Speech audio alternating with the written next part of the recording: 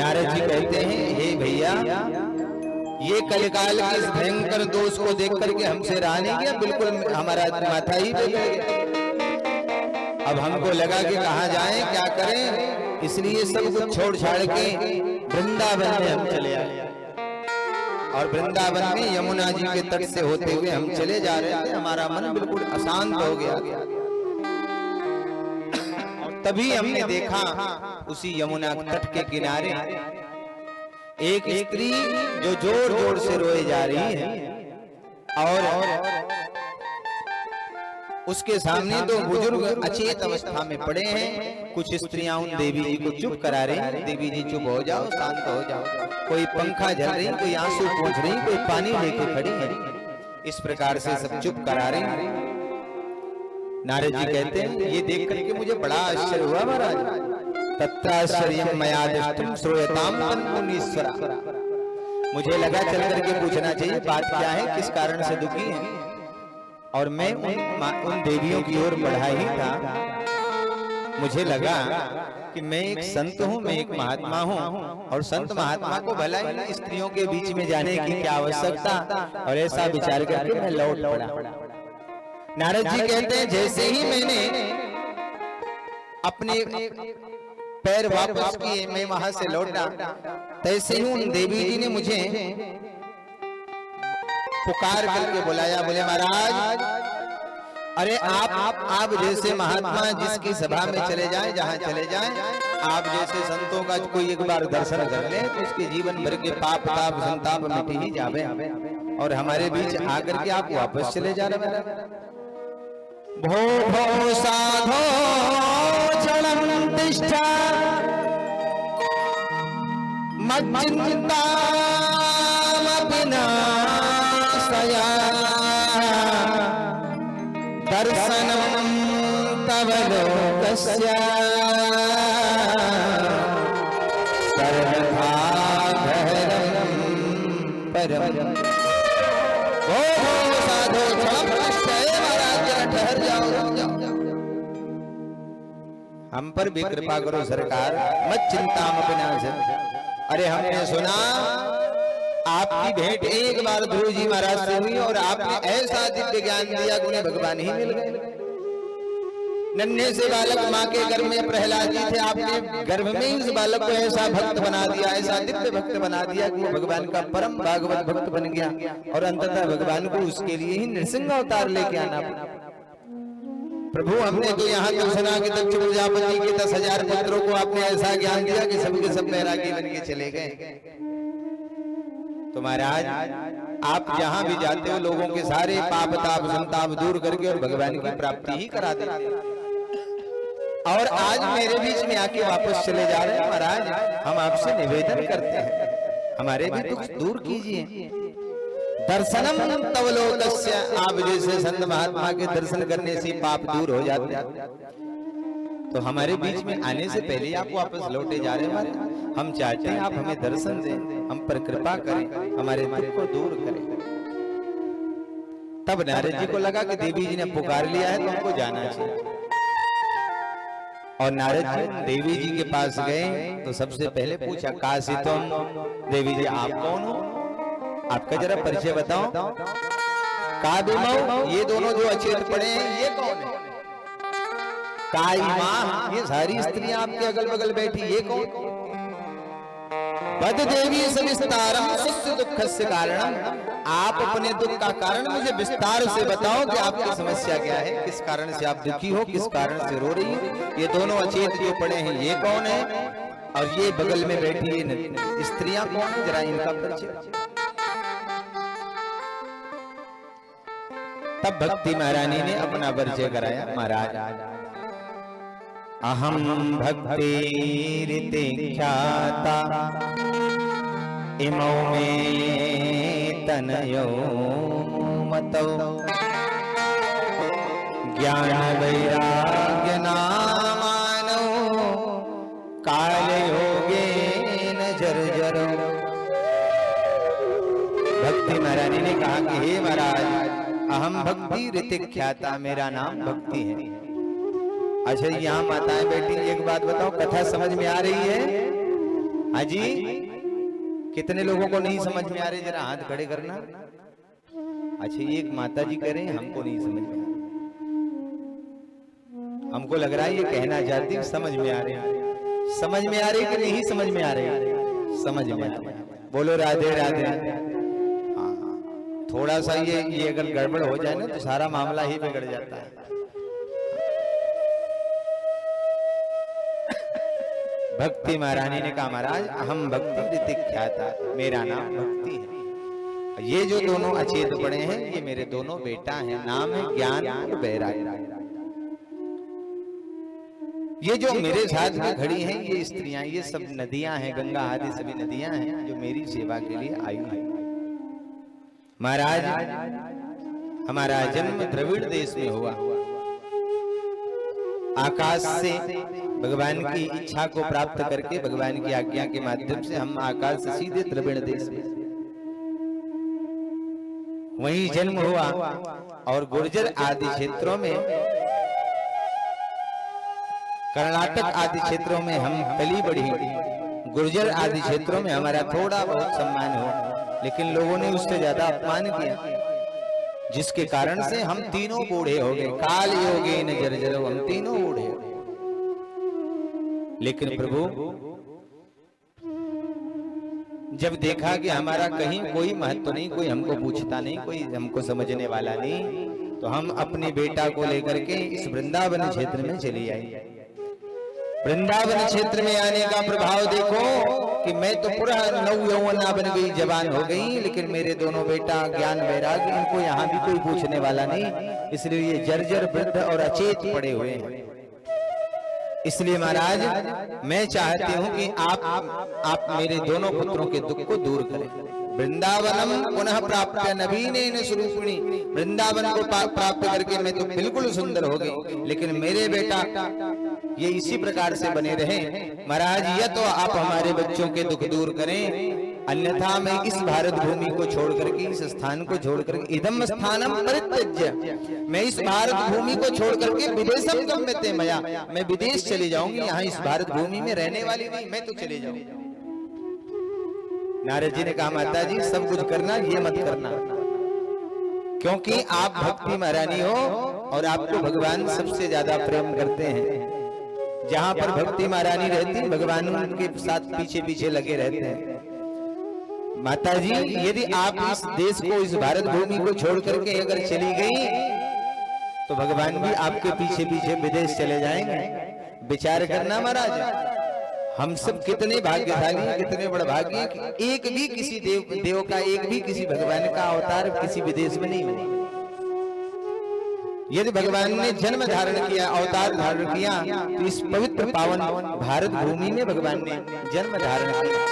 धन्य है हमारी भारत भूमि, जहां हमारे इस देश का नाम बड़े बड़े संत महात्मा और दिव्य राजाओं के माध्यम से, उनके नामों से हमारे देश का नाम भारत पड़ता हो, और जहां कण कण की भगवान की, कण कण की एक एक भूमि में, भूमि के कण कण में जहां भगवान का निवास रहता हो, और जिस भारत भूमि में भगवान की एक नहीं अनंत जन्मों का अवतार प्रदर्शित हुआ हो, बताया गया हो, ऐसी भारत भूमि में रह करके, उस कण में, उस धूल मिट्टी में रह करके हम जीवन का निर्वहन करते हैं और मानव जीवन प्राप्त हुआ, ये हमारे सौभाग्य की बात है। बोलिए भक्त वत्सल भगवान की जय हो। जहाँ सत्य हिंसा और धर्म का लगता पग पग ढेरा, वो भारत देश है मेरा, वो भारत। कितना सुंदर देश है हमारा भारत देश। भक्ति महारानी ने कहा इदम स्थानम परित्यज्य विदेशम गम्यते मया, प्रभु मैं विदेश चली जाऊं। नारद जी ने कहा मैया आप ये मत करो, आपकी जो समस्या है उस समस्या का निवारण मैं करूंगा। और नारद जी ने निवेदन किया माता जी यदि इस कलिकाल के प्रभाव से वैसे ही सदाचार नष्ट होते जा रहे हैं इस भारत भूमि से, कोई अपने बड़े बुजुर्गों का सम्मान नहीं करता, अब लोग अपमान करते हैं, लोग संस्कारों से विहीन होते जा रहे हैं, अपनी मर्यादा को भूलते जा रहे हैं, आपकी ही कृपा है, भक्ति महारानी की कृपा है कि जो थोड़ा थोड़ा लोगों में संस्कार सदाचार बचा हुआ है। यदि आप भी चली गई तो वैसे ही देखने को मिलता है कि वर्षे वर्षे क्रमज्जाता मंगलम नापि दृश्यते।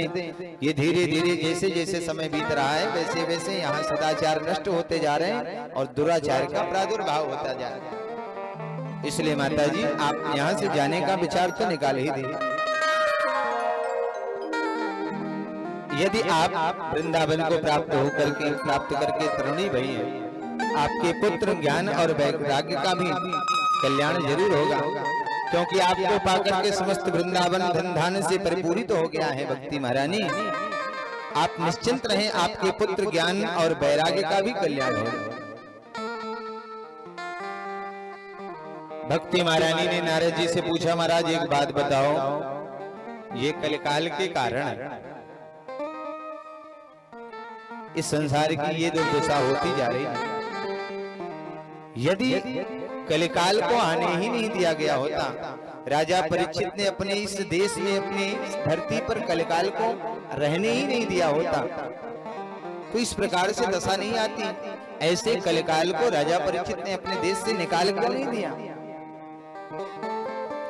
नारद जी कहते हैं, देवी जी वैसे तो इस कलिकाल में सारे दुर्गुण हैं, हजारों दुर्गुण भरे हुए हैं, लेकिन इस कलिकाल में एक विशेष गुण भी है। यत्फलम नास्ति तपसा न योगेन समाधिना तत्फलम लभते सम्यक कलौ केशव कीर्तना।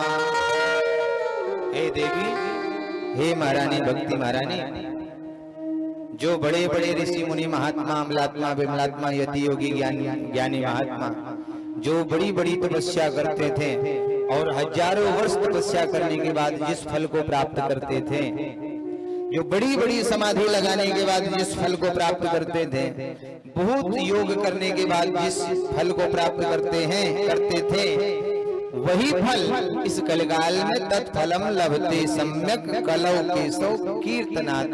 वही फल इस घनघोर कलिकाल में केवल क्षण मात्र के कीर्तन करने मात्र से फल प्राप्त हो जाता है, जो हजारों वर्ष तपस्या करने से प्राप्त होते थे।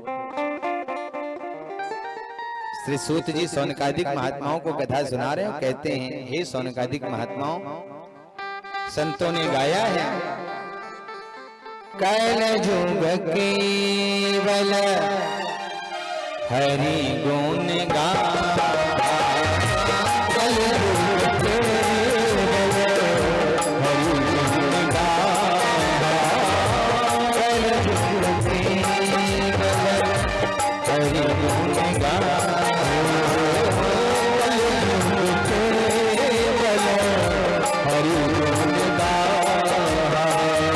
कैल जुग केवल हरि गुण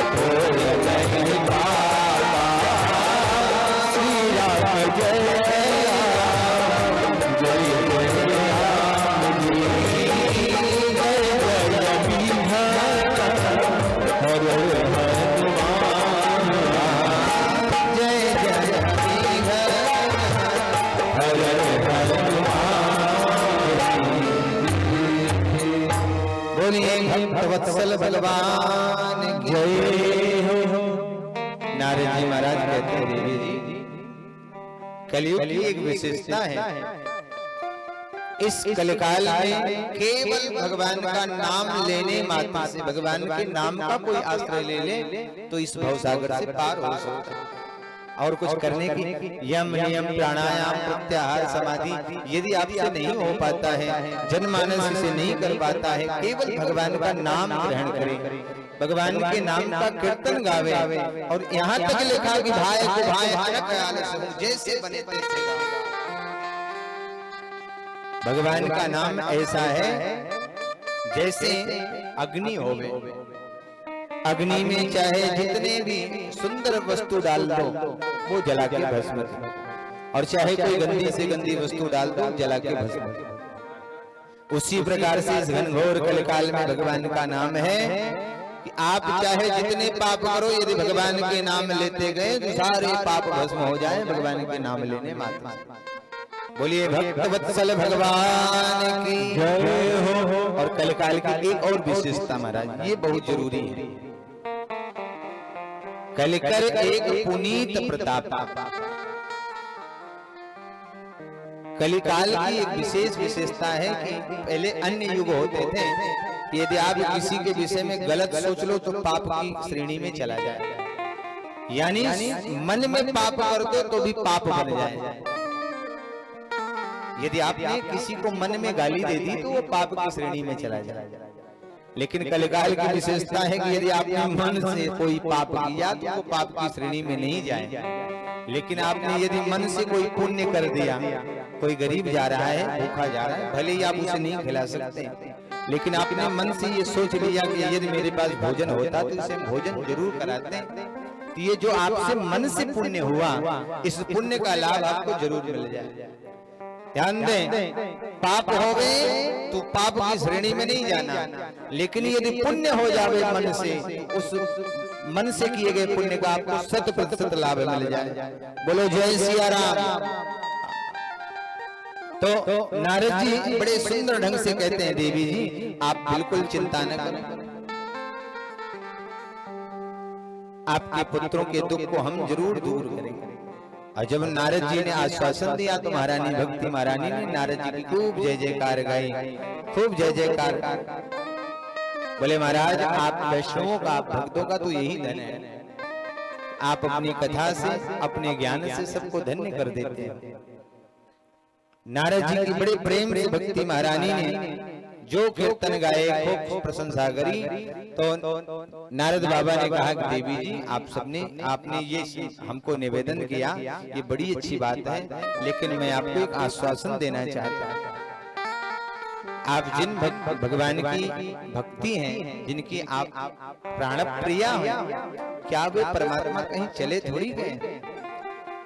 सकृष्ण क्वापनोगतः, वे भगवान श्री कृष्ण क्या वृंदावन को छोड़ के कहीं चले गए? वो तो आज भी इसी वृंदावन में रहते हैं। देवी जी आप सारी चिंता को छोड़ करके उन परमात्मा श्री कृष्ण के चरणों का ध्यान करें, आपकी सारे दुख दूर हो जाए। श्री कृष्ण चरणाम्भोजा स्मर दुःखम गमिष्यति।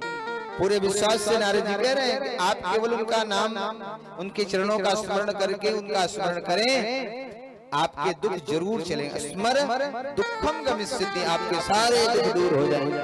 बोलो राधे राधे। बोले हरि स्मृति सर्व विपत्ति मोक्षणम। भगवान का ऐसा नाम है कि केवल भगवान के नाम को केवल स्मरण किए जाए, केवल समय समय पे स्मरण किया जाए, सर्व विपत्ति विमोक्षणम, सारे दुखों से आपको पार कर देवे भगवान का नाम ऐसा है। बोलिए भक्त वत्सल भगवान की जय। नारद जी ने बड़े प्रेम से भक्ति महारानी को समझाते हुए ज्ञान और वैराग्य के दुख को दूर करने के लिए दोनों भैया के सिर को अपने जांग पे रखा और नारद जी उन्हें जगाने लगे, उनकी चेतना को वापस लौटाने का प्रयास करने लगे। बार बार नारद जी कहते हैं ज्ञानम प्रबुद्धताम शीघ्रम रे वैराग्यम प्रबुद्धताम। हे ज्ञान उठ जाओ, चेतना में वापस आओ। हे वैराग्य उठो, अपनी चेतना में वापस आ जाओ। लेकिन वो दोनों भैया नहीं उठे। तो नारद जी ने सोचा कि बिना औषधि के नहीं उठे, तो जो औषधि थी वो खिलाने लगे। क्या थी नारद जी के पास? बोले जो भी उनको ज्ञान था, जो भी उनको गीता पाठ आदि आता था, वेद आदि के अध्ययन थे, वो सब वेद पाठ आदि सुनाने लगे। और नारद जी ने गीता पाठेर मुहुर्मुहुः, एक बार नहीं गीता पाठ तो कई बार सुनाया। डॉक्टर वही दवा को ज्यादा चलाता है रोगी पे जिस दवा से थोड़ा बहुत असर हो जाए।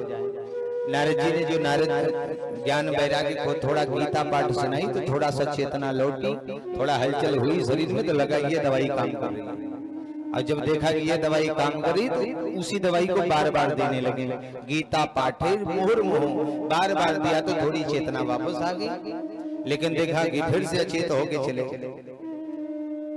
तो आपने देखा होगा कि डॉक्टर जब अपनी पूरी चूरन चटनी चटावे, अपने पूरे मेडिकल की सारी दवाई देख लेवे कि ये काम नहीं करी, तो डॉक्टर कहता भैया अब इनको इलाहाबाद लेके जाओ, रेफर कर रहा हूँ, यहाँ ये ठीक होने वाले नहीं, किसी बड़े डॉक्टर के पास। नारद जी को लगा कि ये हमसे ठीक होने वाले नहीं, तो लगता है इनको कहीं और भेजना। ये सोच ही रहे थे कि आकाशवाणी होगी, व्योम वाणी तदैवान भूम मारिखे खिद्यमामिति उद्यमः सफलस्तेयं भविष्यति न संशयः। हे नारद जी, आप सत्कर्म करें, निश्चित ही आपको लाभ मिलेगा, इसमें कोई संशय नहीं। आपका उद्यम, आपका जो कर्म है वो सफल होगा। नारद जी को लगा कि इतना सब कुछ कर डाले हम, इतने वेद पाठ सुनाए, इतने ग्रंथों के अध्ययन करके सुनाए, क्या ये सत्कर्म नहीं थे? अभी सत्कर्म कुछ और है। नारद जी विचार ही कर रहे थे कि आकाशवाणी ने कहा ये सत्कर्म क्या है, कोई आपको कोई संत बताएगा, कोई भगवान का प्रिय भक्त ही बताएगा, आप उनसे पूछो। नारद जी को लगा कि तो हम किसी संत के पास जाके पूछें। एतदर्थं तु सत्कर्म सूरर्षे तुम समाचर। हे नारद जी, कोई संत आपको ये बताएगा कि सत्कर्म क्या है, इसलिए आप उसकी खोज करो। नारद जी ने फिर क्या था, ज्ञान वैराग्य को वहीं छोड़ दिया। भक्ति महारानी को कहा देवी जी आप बिल्कुल चिंता न करें, मैं नारद ब्रह्मा का पुत्र आपको प्रतिज्ञा करके कहता हूँ कि यहाँ जितने भी जनमानस हैं सभी भक्तों के हृदय में आप तीनों को स्थान दे करके बिठाऊंगा। आश्वासन दे करके नारद बाबा वहां से चले गए और नारद बाबा सत्कर्म की खोज करते हुए जगह जगह भटके। बड़े बड़े संतों के यहाँ जाकर के पूछने के लिए नारद जी खड़े होते हैं, तो संतों को पता चलता नारद आए हैं, पूछना चाहते हैं सत्कर्म क्या है। संतों को लगता है कि इतने बड़े महात्मा नारद जी को नहीं पता कि सत्कर्म क्या है, तो हम भला क्या जाने। तो वो महात्मा अपने चेला को द्वार पे पहले खड़ा कर देते, सुनो यदि नारद जी महाराज आए तो उनको आते कह देना कि गुरु जी आजकल मौन धारण करके बैठे, बात नहीं करते, इसलिए वो वहीं से चले जाए, लौट कर। कोई कोई महात्मा तो चेला को कह देते कि महाराज यदि नारद जी आवे तो उनसे कहना कि गुरु जी तीर्थाटन करने चलेंगे, है ही नहीं। और ऐसा घूमते घामते हुए नारद जी बद्री विशाल में पहुंच गए और बद्री विशाल में इनकी भेंट हो गई सनकादिक महात्मा। और सनकादिक महात्माओं से भेंट हुई तो सनकादिकों ने प्रश्न किया कि भैया क्यों दुखी हो। नारद जी ने अपना सारा दुख सुनाया जो अभी आप सुने जा रहे हैं। सनकादिकों ने जैसे सुना कि नारद जी दुखी हैं, इसी कारण से सनकादिकों ने आश्वासन दिया, नारद जी आप बिल्कुल चिंता न करें, मां चिंता गुरुदेवर से हर्ष चित्ते समागः उपायः सुखवसाध्योऽत्र वर्तते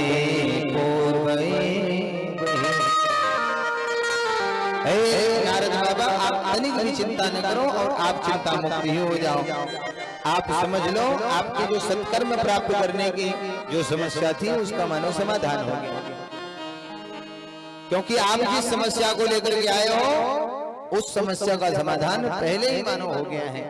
श्रीमद्भागवतालापः सतुगीतः सुखादिभिः, जो श्री शुकाचार्य श्री सुखदेव स्वामी जी के द्वारा गाया गया श्रीमद् भागवत महापुराण का ये दिव्य गायन है, दिव्य गीत है, जो महाराज श्री शुकाचार्य ने राजन परीक्षित को सुनाया।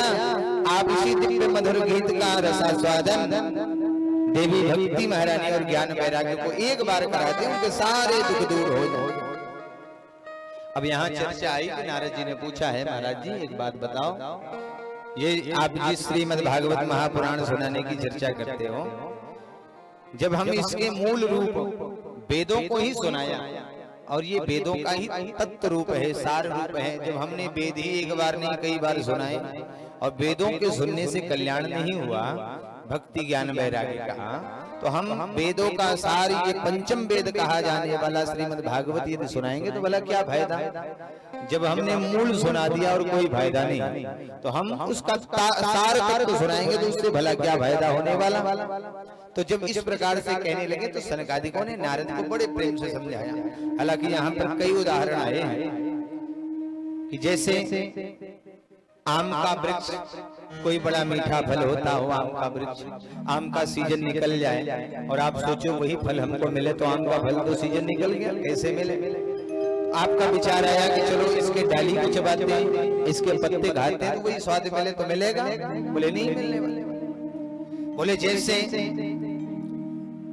पुष्पों का पराग है शहद, लेकिन शहद में जो स्वाद होता है, क्या हम उस पुष्पों का पराग अगर खावेंगे तो क्या वो स्वाद मिलने वाला? बोले नहीं मिल सकता। बोले फायदा? बोले नहीं मिल सकता। बोले गन्ना होता है और गन्ने का जो तत्व है, जो उसका मूल रूप है, जो उसका सार तत्व है, वो है चीनी अथवा गुड़, और हमको बनानी मिठाई। अब विचार करो, मिठाई बनानी है और हमने सोचा कि अगर मिठाई बनानी है तो गुड़ और चीनी को न लेकर के हम गन्ने को डाल के मिठाई बने, तो बोलो मिठाई बने? बोले नहीं बने। बोले है तो सारे गन्ने का गुड़ और चीनी, लेकिन आज गन्ने को डालने पे जिस प्रकार से मिठाई नहीं बन सकती, जहाँ गुड़ अथवा चीनी की आवश्यकता है वो पड़े तभी मिठाई बने, उसी प्रकार से भागवत जी की कथा जो है भले ही वेदों का सार है, तत्व है, लेकिन जो कार्य तत्व करता है, सार करता है, वो कार्य मूल नहीं कर सकता। अथवा कहा कि दूध का सार है घी, घी से पूरी निकाल सकते हैं, क्या दूध से भी निकाल सकते? बोले नहीं निकाल सकते। अच्छा एक और बात, जो मूल होता है, मूल से जो सार तत्व निकलता है वो ऐसे ही नहीं निकल जाता, उसको निकलने में कितनी तपस्या करनी पड़ती है, कितना उसे सहना पड़ता है, कितना तप करना पड़ता है, कितना सहना पड़ता है, कितनी पीड़ा सहनी पड़ती है, इसका भी जरा अनुमान करें। दूध को हम घी तब बना पाते हैं जब पहले दूध को उबलना पड़ता है, फिर उसे फटना पड़ता है, फिर उसे मथना पड़ता है, फिर उसके बाद उसमें से माखन निकले तो फिर तपना पड़ता है, तो जाके घी बने। कितनी परीक्षाओं को पार करके वो दूध बेचारा घी बन पाए, और उसमें से बहुत सारी चीजें निकल जाए तो एक मामूली सी मात्रा में, थोड़ी मात्रा में घी बन पावे। 1 किलो 2 किलो 2.5 किलो दूध को यदि आप फाड़ेंगे तो जाके हमको लगता है 100-200 ग्राम माखन तैयार हो पाए। उसी प्रकार से 2-3 बोझ गन्ने को आप उबाल करके वो करेंगे तो हो सकता है 10-11 किलो आपको गुड़ अथवा चीनी मिल पाए। चीनी कम ही मिले, गुड़ ज्यादा। कई पुष्पों का पराग लेने पे हो सकता है आपको थोड़ा बहुत शहद मिल पावे। तो ये जो प्रक्रिया है, उसको प्रक्रिया को पूरी होने में और वहां तक पहुंचने में उसको कई कसौटियों का सामना करना पड़ जाता है, और तब जाके वो तत्व बनता है। और तत्व का एक अपना अलग विशेष ही प्रभाव होता है, जब वो अपने प्रभाव में आता है तो बड़ा सुंदर कार्य करेगा। बोलो राधे राधे।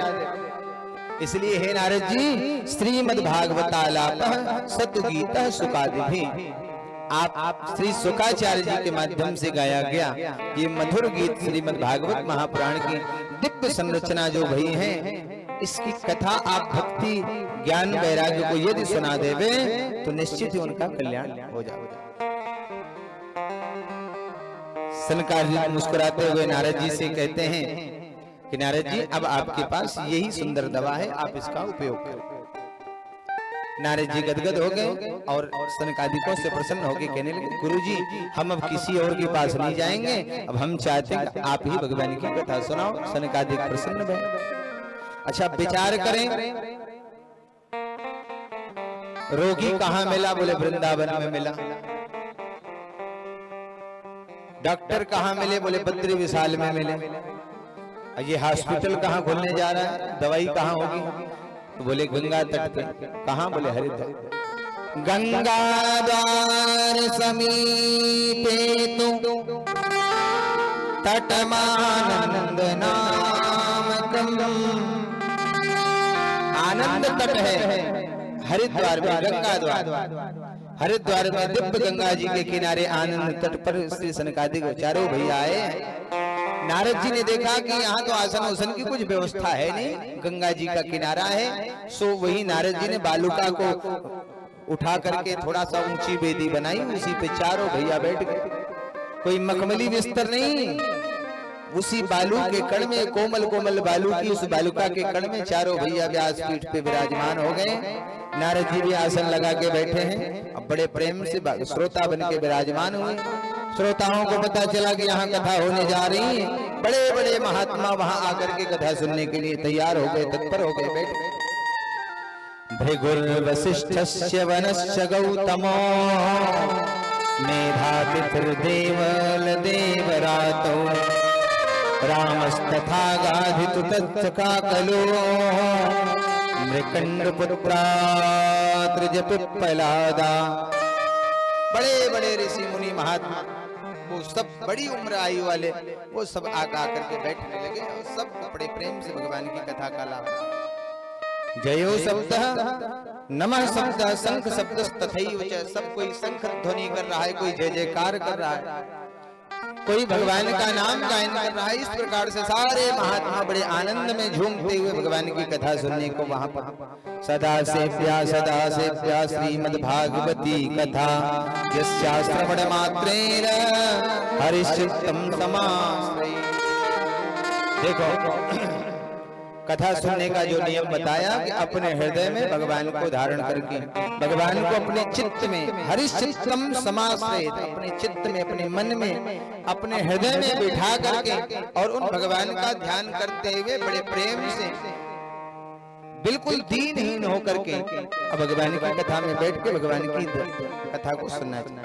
बड़े बड़े जो संत महात्मा बैठे वो भी नमश्चैव जयश्चैव, कभी नमस्कार करते हैं, कभी जय जयकार करते हैं, जय शब्द का घोष लगाते हैं, शंख ध्वनि आदि का आनंद लेते हैं और बड़े प्रेम से भगवान की कथा सुनते हैं। प्रेम से भगवान की कथा प्रारंभ हुई। एवं वदन्ति देव समाज मुख्या। सारे देवता भी आकाश में खड़े होकर के देख रहे हैं कि देखो कि हमारा कितना दुर्भाग्य है कि हम भगवान की कथा नहीं सुन पा रहे हैं। यहाँ जितने जनमानस हैं उन सबको भगवान की कथा सुनने का लाभ मिल रहा है। सबके हृदय में भगवान प्रकट होकर के भगवान की अपनी ही कथा का आनंद भगवान हृदय में प्रकट होकर के लाभ प्राप्त कर रहे हैं। लेकिन हमारा दुर्भाग्य कि हम देवताओं को ये भगवान की कथा नहीं।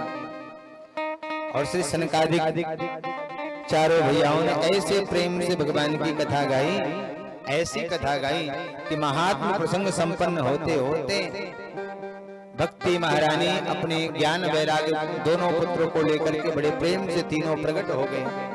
भक्ति सुतौ तौ तरुणौ गृहीत्वा प्रेमैक रूपा सहसा विरासी।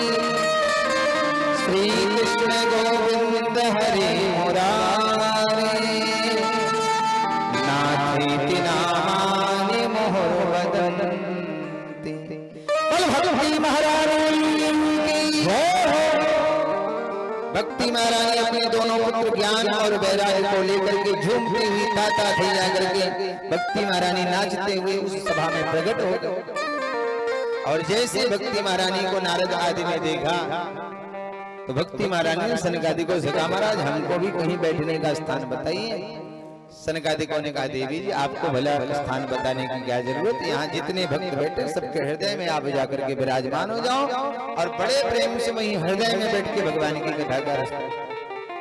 फिर क्या था, भक्ति महारानी अपने ज्ञान वैराग्य दोनों पुत्रों को लेकर के सबके हृदय में जाके विराजमान हो गई और सारे भक्त बड़ी प्रसन्नता से प्रेम से भगवान का कीर्तन गाने लगे। और जैसे ही कीर्तन प्रारंभ हुआ, अर्जुन, प्रहलाद और जितने भी भगवान के भक्त आदि हुए वो सब के सब प्रकट हो गए। कोई कांस्य बजाने लगा है, कोई मजीरा बजाने लगा है, इंद्र आदि देवता आकाश में खड़े मृदंग आदि बजा करके भगवान के लिए थाप देने लगे हैं कीर्तन में। प्रहलाद जी बड़े प्रेम से सुरताल लगा करके भगवान के कीर्तन गाने लगे हैं। ध्रुव जी प्रकट हो गए हैं और ध्रुव जी बड़े प्रेम से भगवान के कीर्तन का आनंद लेते हुए झूमते हुए नाचने लगे हैं। इस प्रकार से भगवान का दिव्य कीर्तन होने लगा है। और कीर्तन हो ही रहा था कि इसी बीच कथम प्रविष्टा कथमागतेयम मध्ये मुनीनाम विदितर्कयन्तः, उन्हीं सभी महात्माओं के बीच में भगवान भी प्रकट होकर के उन सब का आनंद लेते हुए भगवान सबको वरदान देते हैं। सभी प्रेम से गाए जा रहे हैं, श्री कृष्ण गोविंद हरे मुरारी, हे नाथ नारायण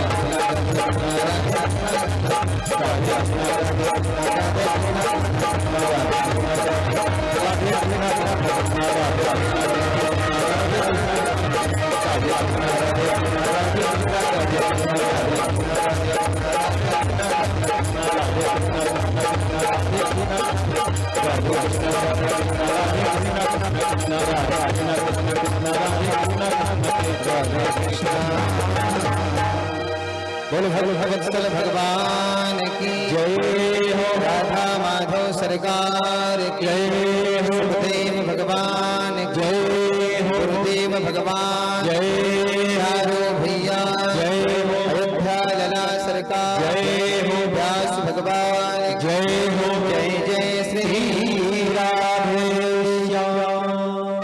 आज की कथा को यहीं विश्राम, आज समय भी बहुत हो गया है। कल से कथा अपने समय से जो समय दिया गया है 1 बजे से 5 बजे तक अपनी समय सीमा में रह करके भगवान की कथा का विश्राम होना है। आप सभी समय से आए और एक बात का विशेष नियम पालन करें। मैंने पूर्व कथा में देखा है कि वक्ता पहले आके बैठ जाए, श्रोता बाद में आए, धीरे धीरे आए, ये काम चलने वाला नहीं। अच्छा बताओ, पहले किसको आना चाहिए, श्रोता को कि वक्ता को? पहले श्रोता को, इसलिए थोड़ा आप लोग अपनी उपस्थिति पहले आकर के यहाँ उपस्थित करें, उपस्थित होवें, अपनी उपस्थिति यहाँ पहले दर्ज करावें और इसके बाद जिससे कि समय से ठीक 1 बजे से भगवान की कथा शुरू हो जानी है और 5 बजे कथा का विश्राम, आरती, दर्शन, प्रसाद आपको प्राप्त होवे। तो इन्हीं शब्दों के साथ आज की कथा को विश्राम प्रेम से भाव से आप सब अपने अपने स्थान पर खड़े हों और भगवान की आरती ग्रहण करें, आरती दर्शन करें, आरती करें और प्रसाद लेके ही जावें। मैं निवेदन करूंगा मुख्य यजमान और यजमान परिवार से, आप वहीं नीचे से ही बड़े प्रेम से पूरे परिवार से भगवान की आरती करेंगे। हरि बोल। ओम ज्वालामालिन्ये नमः। ओम इदकुंभवे प्रजननं मे अस्तु दशवेरकुं सर्वगणकुं सुस्तये आत्मसनिव्रजा सनिवसुसनिलोकसन्निभयसनियग्निः प्रजां बहुलां मे करोत्पन्नं तयोरेतोष्माशु दत्त। श्री भागवत भगवान की है आरती, पापियों को पाप से तारती। श्री भागवत भगवान की है आरती, पापियों को पाप से तारती। श्री भागवत भगवान की है आरती, पापियों को पाप से तारती। श्री भागवत भगवान की है आरती, पापियों को पाप से तारती। अमर ग्रंथ मुक्ति पन्ने पंचम वेद निराला, ज्योति जगाने वाला। अमर ग्रंथ मुक्ति पन्ने पंचम वेद निराला, ज्योति जगाने वाला। अमर ग्रंथ मुक्ति पन्ने पंचम वेद निराला, ज्योति जगाने वाला। अमर ग्रंथ मुक्ति पन्ने पंचम वेद निराला, ज्योति जगाने वाला। हरि नाम यही हरि नाम यही, हरि नाम यही हरि नाम यही, हरि नाम यही हरि ध्यान यही, हरि नाम यही हरि ध्यान यही। जग के मंगल की आरती, पापियों को पाप से तारती। श्री भागवत भगवान से जय जयती, पापियों को पाप से तारती। श्री भागवत भगवान की है आरती, पापियों को पाप से तारती। श्री भागवत भगवान की है आरती, पापियों को पाप से तारती। जय जय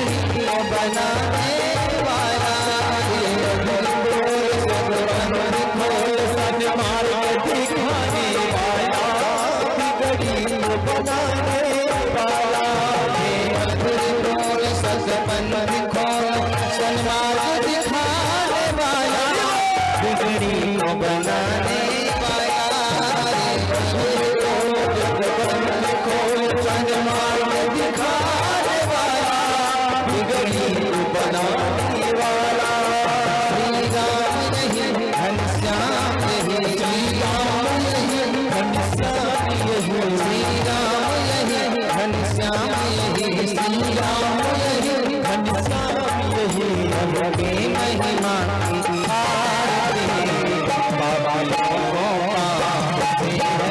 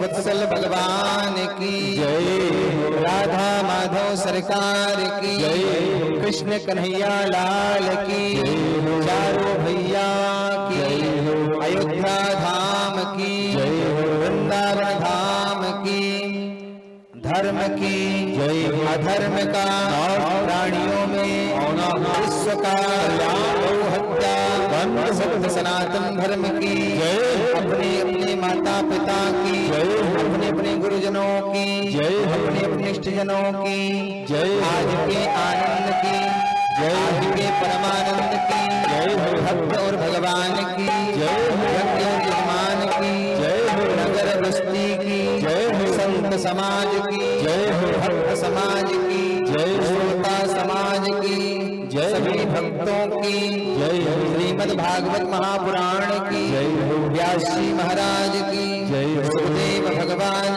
की जय, गुरुदेव भगवान की जय, आज के प्रसाद की जय, सायंकालीन मंगला आरती की आवाहित मंडपस्थ समस्त देवी देवताओं की।